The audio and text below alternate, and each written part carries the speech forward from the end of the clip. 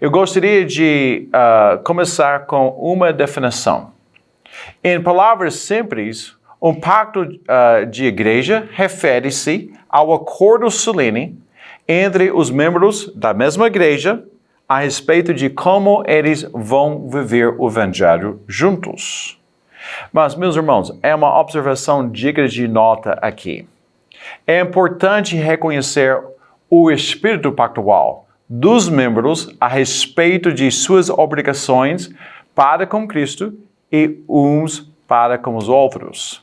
E esse compromisso assumido, ou seja, o espírito pactual, na verdade, constitui a igreja.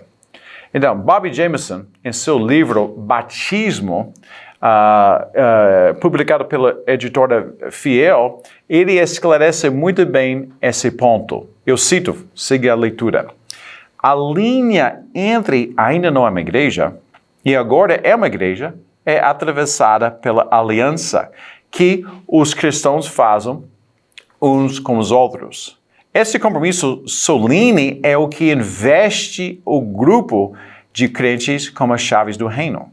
Antes dessa aliança, eles não têm autoridade uns sobre os outros e não representam formalmente o reino de Cristo para o mundo.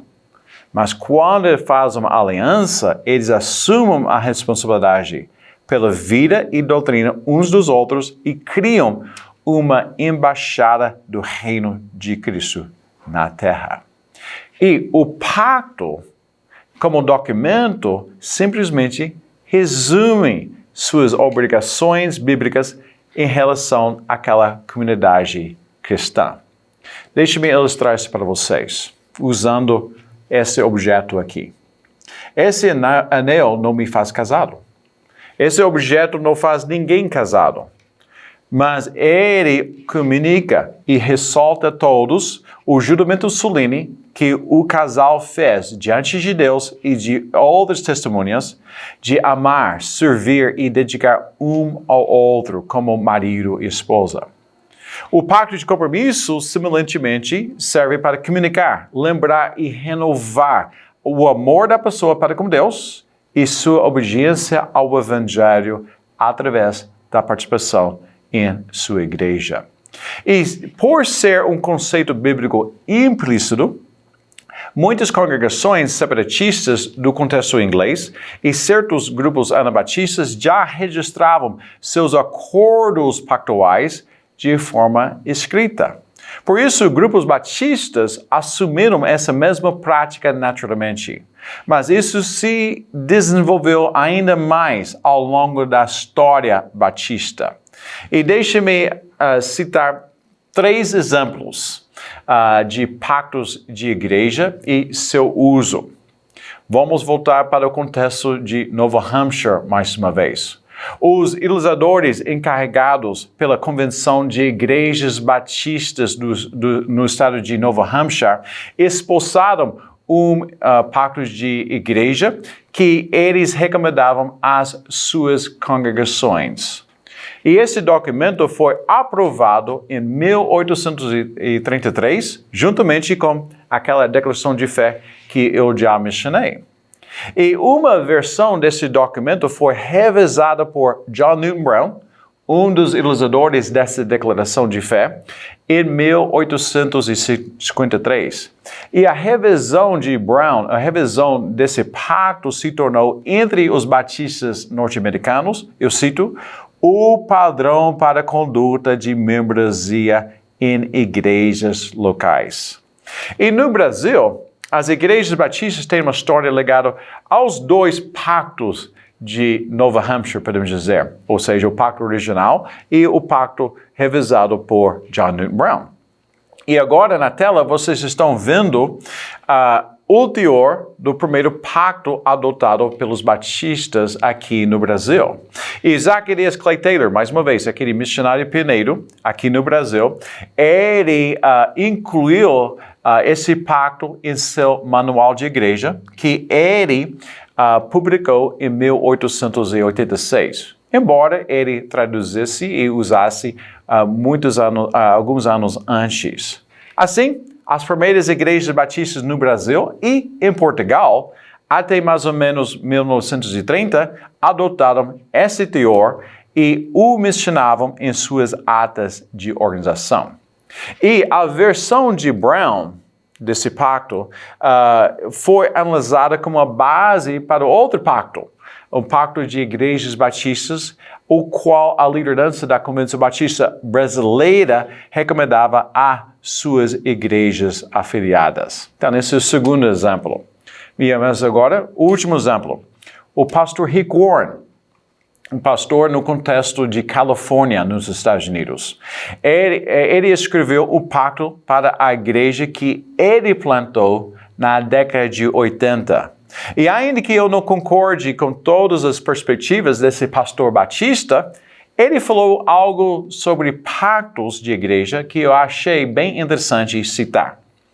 Então, em seu livro, Uma Igreja com Propósitos, o Rick Warren, ele afirma: por toda a história da Bíblia e da igreja, os pactos espirituais foram feitos entre pessoas para edificação e responsabilidade mútuas. Está certo? Ele então concluiu direcionando aos obreiros da igreja. Cito mais uma vez. Quando a sua igreja adota um pacto de membresia, pelo menos você vai escolher com que tipo de pessoas vai ficar.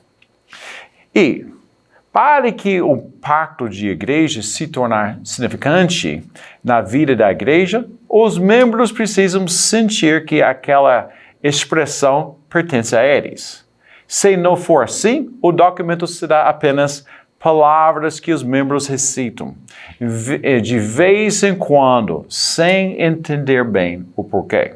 Por isso, eu gostaria de lhes dar algumas recomendações para que o pacto se tornasse significativo na vida de sua igreja. E o que vem à tona aqui é o papel do pastor. Se o pastor não está enxergando esses dois documentos com olhos, sua relevância, os membros jamais enxergariam esses dois documentos com relevância, podemos dizer. Então, quais são algumas recomendações para que o pacto de igreja se tornasse significativo? Primeiro, ele precisa ser escrito ou revisado pelos pastores na linguagem do povo e, eventualmente, ratificado pela membresia. Mas antes de adotá-lo, a membresia precisa ter tempo para tirar suas dúvidas sobre o documento e entender o propósito do documento. Também, as classes de novos membros deveriam ressaltar, explicar e esclarecer os comprometimentos do Evangelho conforme delineados no pacto da igreja. Também, todos os candidatos à membresia devem assinar o pacto. Meus irmãos, esse gesto de assinar sinaliza seu entendimento do compromisso sério que passam a ter para com Cristo e para com aqueles irmãos. Nós já vimos que fazer parte de uma igreja é um compromisso sério. Então, assinando está realmente dando essa sinalização que a pessoa está em pleno acordo com esses compromissos pactuais que a igreja está esperando dela. E, finalmente, os pastores podem levar as suas congregações a recitar o pacto de compromisso durante momentos solenes, como uma expressão comunitária de lembrança e união. Por exemplo, a igreja deve recitar o pacto no finalzinho da celebração da ceia. Ótimo momento para recitar o pacto.